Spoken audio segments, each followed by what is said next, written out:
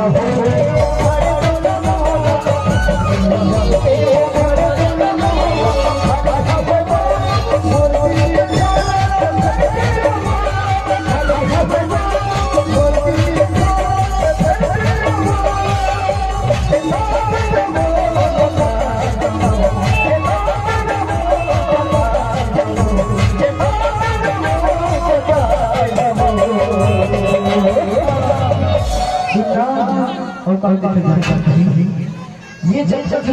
के गवाही है कि संतोष में नहीं दीवाने बता दो कैसे हुआ भैया मतलब बता दो ये ना ये पाप आ गया मध्य प्रदेश से और मैं छत्तीसगढ़ गया ये भूख था है ना तो मैं मुझे ये नहीं है बीत गया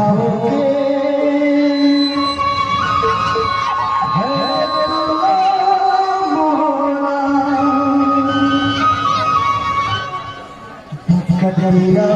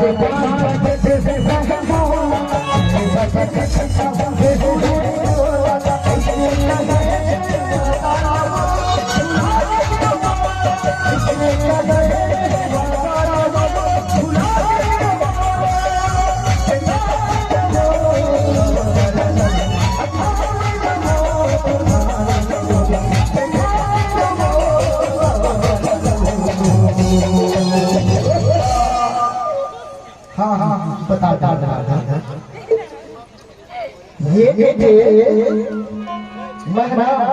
सुन राधा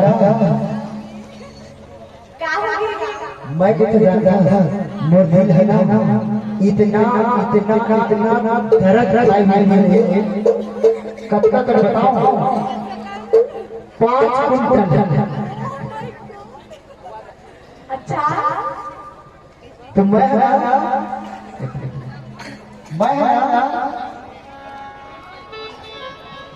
सुने राजा ये जो दियो तक 5 कुंटल के वजन का ना ठेले में कितना लाख जाता है फिर एक वजन चपचा का 5 कुंटल के वजन धोखे से दर को ठेले में भी नहीं। हाँ लेकिन तो जाता आजा मेरे 5 बजे देहुआ है मोरा 6 बजे खखता हूँ हुए तोरा। हाँ ऐसे कहे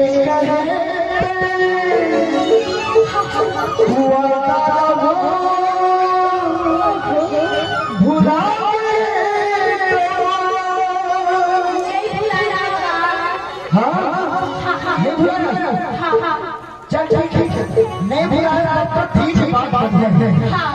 खबर बनी ना अगर वादा से मुकर करना गलत लबरी बड़ी बड़ी तो बात आगे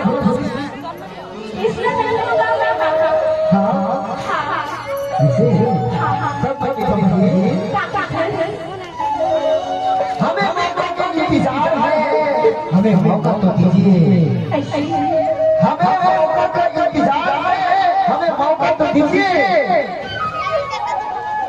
अगर एक बार हाथ दीजिए और हमारे आप दिल में बसा लीजिए हम आपको बता देंगे और हमको आप आगे बता दीजिए।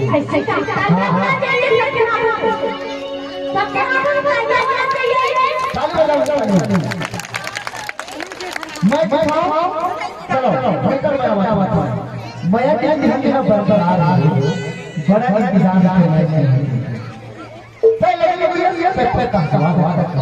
चलो आओ